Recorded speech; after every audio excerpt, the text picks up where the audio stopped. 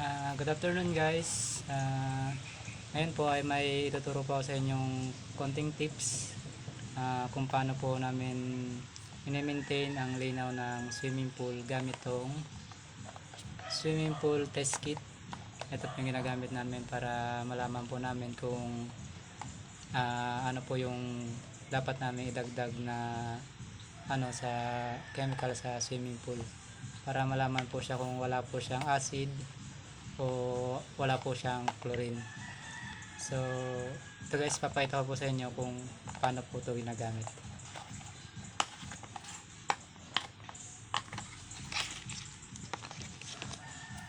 So dito guys, ito po yung pinagbabasihan namin ng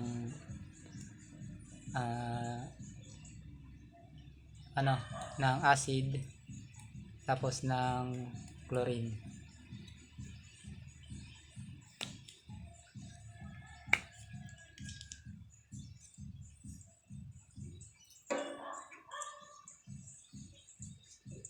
May to guys, may guhit to. Yan, kung makikita nyo po yan, yung guhit na yan. Dapat po naka-level lang po dyan yung tubig na kukunin po natin doon sa swimming pool. Dapat andito lang po yung level ng tubig niya. So dapat po guys, ilulubog po natin to ng at least 20 cm kasi yung acid po ng swimming pool ay nasa ilalim, wala po sa ibabaw. So papakita ko sa inyo guys kung paano.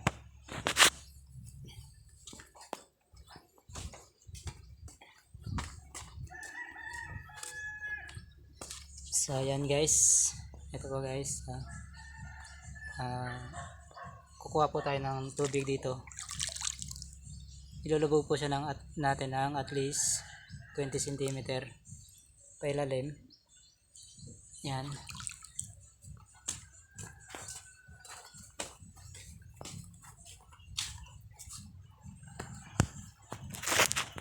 At saka po natin itatapat yung tubig nito dito sa guhit.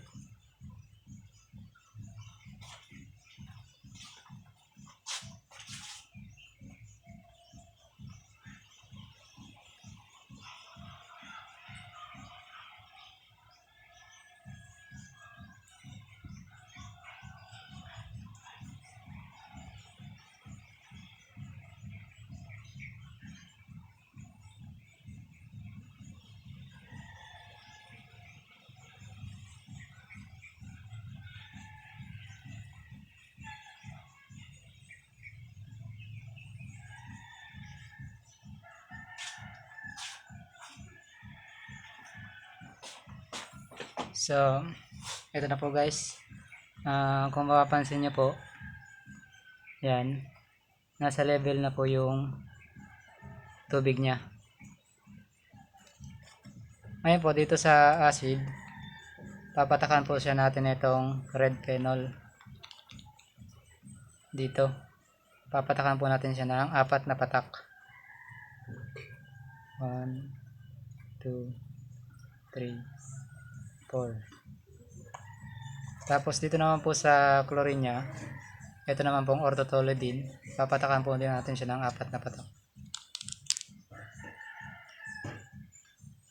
1, 2, 3, 4. Tsaka po natin siya i-mix.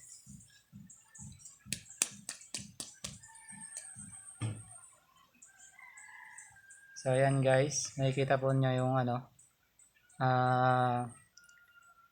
level niya is yung sa acid niya po ay nasa 6.8. So medyo mataas pa po yung acid niya. Tapos yung sa chlorine niya po ay nasa lang po, 0.4. So kulang po siya ng chlorine.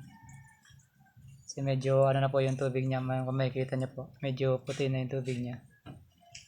So ito pong acid niya, tataas po yan pag nagdagdag po tayo ng chlorine. Po yung acid niya, mapupunta na po siya dito sa 7.2 o 7.6 pag nagdagdag po tayo ng chlorine. Yun po yung ideal niya ng acid. So yun lang po guys, sana may natutunan po kayo sa maiksing video yung ginawa ko. Hanggang dito na lang po. Maraming salamat po. Tsaka sa lahat ng sumuporta po sa akin, maraming salamat po.